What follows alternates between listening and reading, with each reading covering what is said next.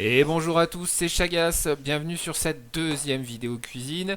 Vidéo cuisine qui, comme son nom l'indique, sera consacrée à la réalisation de bœuf séché. Je pense que c'est clair. Mais oui, c'est clair. Alors, en tout premier, nous avons donc besoin de bœuf. Et voilà, ce que j'ai fait, c'est que j'ai acheté un bœuf de qualité moyenne.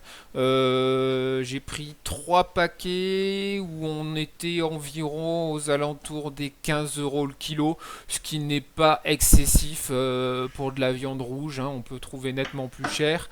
L'idée, c'est donc de couper votre viande en petites lamelles, pas trop épaisses, pas trop fines non plus. Si vous les faites trop fines, le bœuf va sécher à une vitesse beaucoup trop importante, ce qui fait que vous allez vraiment avoir quelque chose qui sera pas très agréable. Si vous faites des bouts trop gros, vous aurez besoin d'augmenter le temps de déshydratation, sachant que déjà le temps est quand même assez important. Donc vaut mieux calculer son coût. Par contre, c'est vrai que c'est pas mal de faire des quantités assez importantes de viande en une seule fois parce que bah, on fait tourner la déshydrateuse, autant faire en sorte qu'elle soit pleine plutôt qu'elle tourne à moitié à vide, hein. On se rend pas bien compte de ce que ça peut représenter, mais là pour cette fois-là, pour déshydrater correctement ma viande, j'en ai eu pour donc 8 heures. Elle a passé 8 heures à 68 degrés en déshydratation forte, ce qui fait une espèce de cuisson lente en même temps. Et je lui ai rajouté ensuite encore 8 heures à 45 degrés. Donc en tout, on en a pour 16 heures de déshydratation.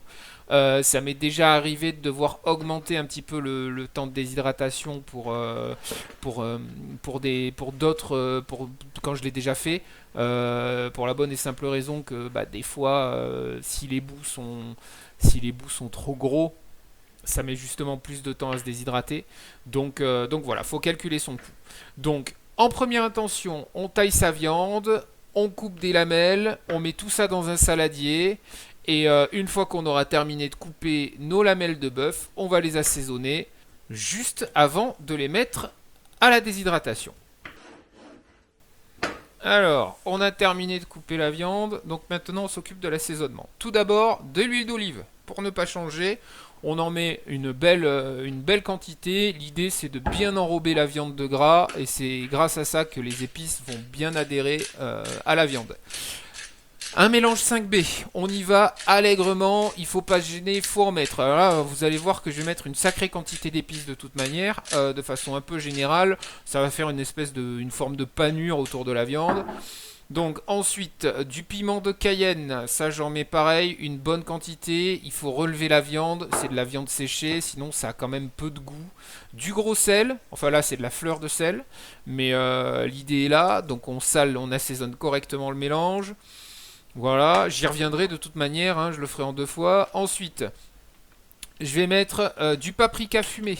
Ça, c'est la première épice que je mets. Et j'y vais allègrement. On mélangera dans un second temps.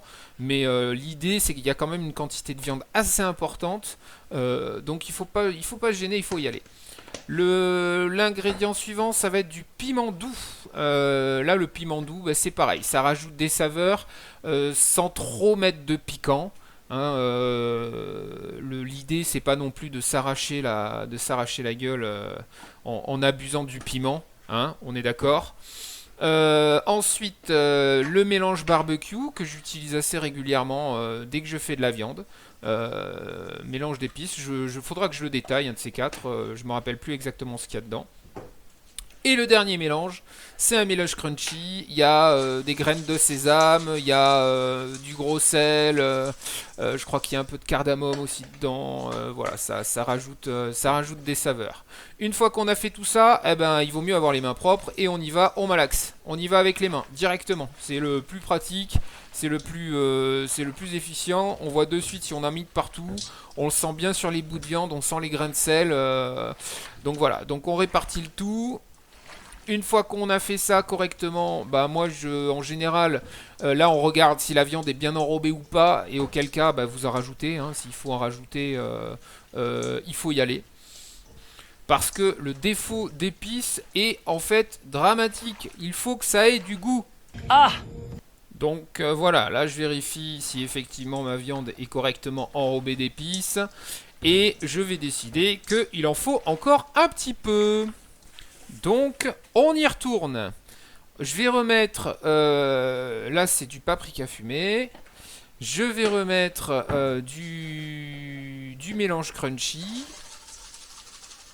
Il faut qu'il y en ait suffisamment pour que ce soit véritablement bien enrobé, qu'il n'y en ait pas juste un tout petit peu sur chaque morceau de viande.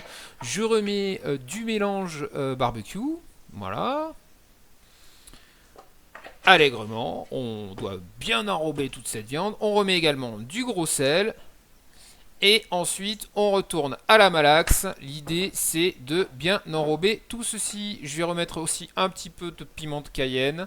Voilà, pour bien relever la viande. Et pour l'avoir goûté, maintenant qu'elle est terminée, en fait, ça va, franchement, ça passe. On a peut-être l'impression dans la vidéo que j'en mets beaucoup. Mais en fait, le résultat final est que la viande n'est pas aussi piquante que ce qu'elle peut y paraître. Donc, on termine de malaxer sa viande. Et une fois qu'on a bien réparti, bien malaxé la viande, on va la répartir sur les grilles. Voilà.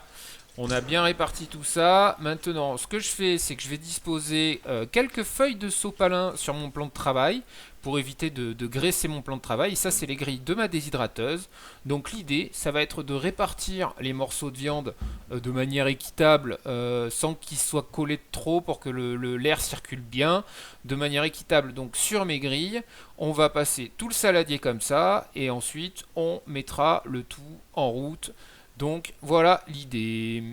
Première grille terminée, j'attaque la deuxième. En tout, je vais faire 5 grilles pleines.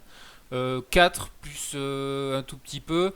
Donc bon, le nombre de grilles dans ma déshydrateuse est nettement plus important. Donc je pourrais la remplir. Mais après, là j'en ai déjà pour environ 25-30 euros de viande. J'avais dit c'était 15 balles le kilo. Ouais, je dois être à 20 euros à peu près de viande. Maintenant, ça m'est déjà arrivé de faire plus, mais bon, faut pas non plus avoir de la viande en trop. Et après, je ne m'avancerai pas sur la durée de conservation du bœuf déshydraté. Dans l'absolu, vous êtes censé, la nourriture déshydratée peut se conserver longtemps. Je la stocke, comme vous verrez en fin de vidéo, je la stocke dans un bocal hermétique.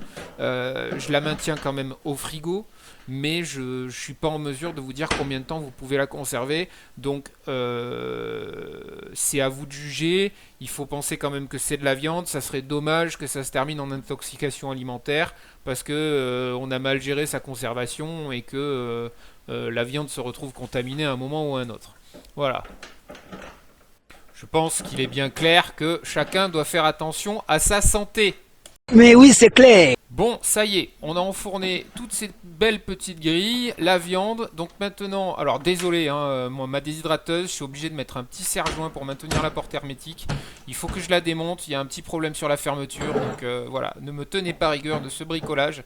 Elle fonctionne très bien, c'est juste que le capteur sinon bloque la mise en route. Donc là, on part sur 8 heures à 68 degrés. Et c'est parti.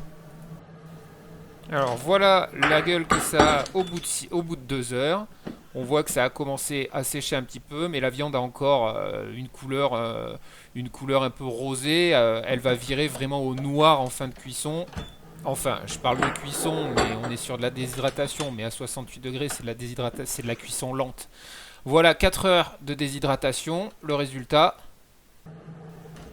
Maintenant, on est à 6 heures de déshydratation. On voit ce que ça dit. Ça commence à avoir une couleur nettement plus foncée. On commence à avoir véritablement une texture qui s'approche de la texture finale, même si ça reste encore bien trop moelleux et hydraté. Et là, désolé pour la luminosité, mais ça fait déjà 8 heures maintenant que c'est en déshydratation, donc il fait nuit. J'ai été obligé de mettre un peu plus d'éclairage et puis voilà, j'ai pas de lampe assez forte dans ma cuisine et j'ai un éclairage orangé qui donne cette lumière un peu particulière. Donc maintenant que j'ai mis 8 heures à forte température, on va relancer 8 heures de déshydratation, mais cette fois à 45 degrés en déshydratation lente. Et c'est donc le lendemain matin que je mettrai ma viande en pot. A few moments later. Et nous voilà donc au matin. Le résultat final est donc le suivant. La viande a une couleur nettement plus foncée, elle est noire, elle est encore très huilée, grasse, c'est dû à l'huile d'olive. Et donc bah, la finalité maintenant, ça va être juste de mettre en pot mes bouts de viande. Donc j'aurai de quoi remplir l'intégralité de mon petit pot.